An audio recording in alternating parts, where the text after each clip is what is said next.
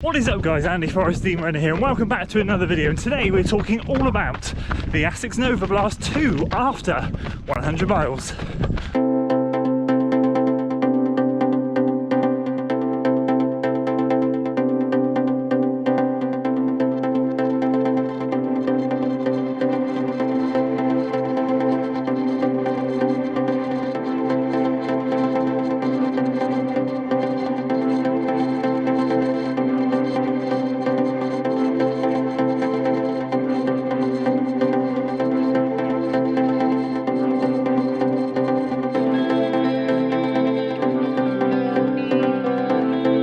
So we've got here pretty quickly, haven't we? Soaring well up and above 100 miles in the NOVABLAST version 2. I think by the time we finish this run, it's going to be around 105 to 108 miles in the shoe. And if my memory serves me right, it's 3 weeks today since we tested it. So shows you how much love I have for the shoe. Today, as always, with all 100 mile update videos, we'll head back home to talk about this, but I thought I'd just do this bit out here because absolutely loving being out here on the trails super early in the morning. We'll go through the wear and tear, how I've been using the shoe, and of course, will I be using this shoe moving forwards? I think you know the answer to that one. If you're excited for today's video, guys, make sure you give it a like, share it with your friends, subscribe to the channel for weekly running content. We'll kickstart with the wear and tear.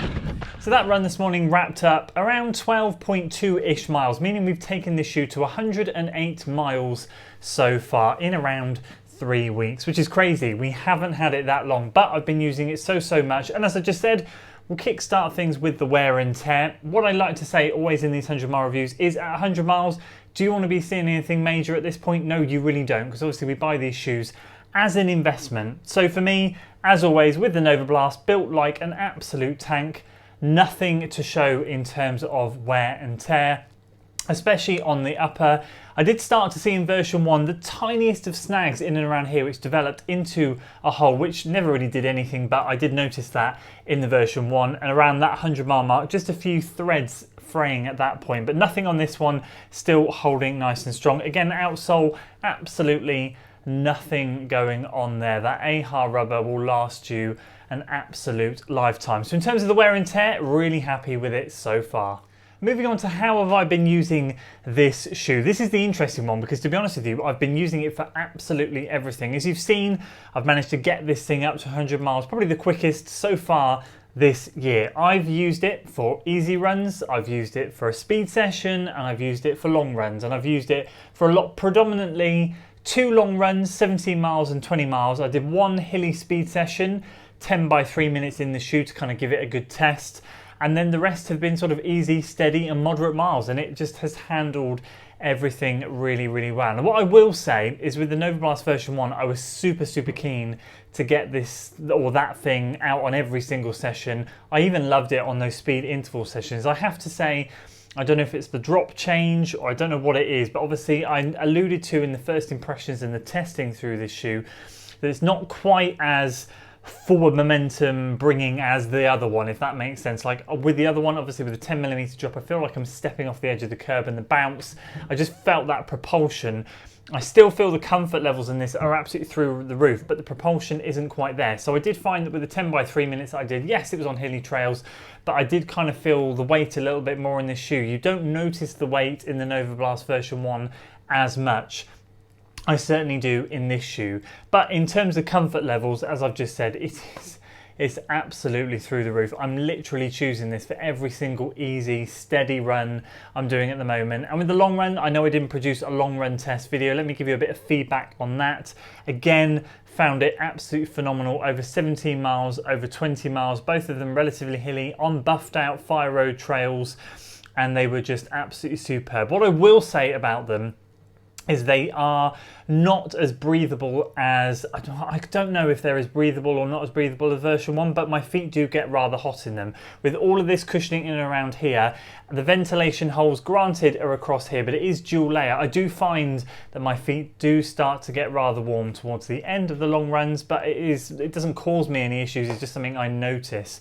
So on the whole, again, the comfort levels, because they're through the roof, they're just at the moment, if I'm only looking to plod or just to go out for a long run, but maybe pick up the pace a little bit, then this is a shoe, again, that I'm gravitating towards. If I want something a bit quicker, I'll swap the shoe out. So overall, I've been using it for an absolute range of everything, and it's just excelled everywhere. So on to the final and burning question, will I be using this shoe moving forwards? Well, I think you guys know what the answer is, 100%. This shoe is in the rotation to stay now. And again, I can see the mileage ramping up in this thing. At the moment in my rotation, it is my absolute go-to, as I said, for the easy and steady runs. What I do want to do is start mixing the rotation a little bit more. So the Mach 4 might drop in for a few more miles here and there. The only shoes I now have left in my rotation that aren't quite at 100 miles is the Puma, which I'm trying to get to now, and that's a speedy shoe.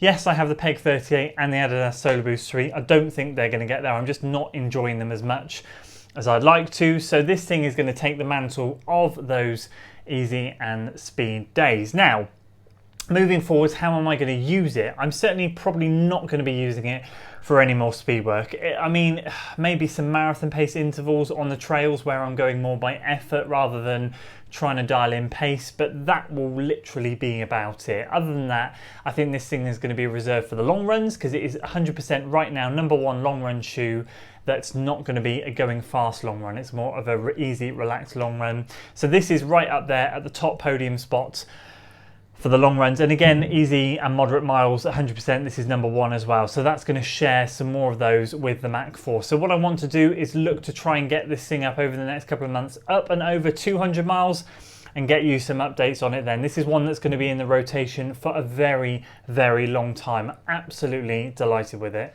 So there we go, those are my thoughts on the Asics NOVABLAST 2, a shoe that has come in, made me feel very relieved that Asics didn't break it. Obviously, sometimes when you get sequels to shoes that are absolutely incredible, I can think of many lineups that kind of sort of start to go downhill. The NOVABLAST has kind of come in and gone, no, do you know what, I'm here to stay, I'm going to be a staple in the lineup.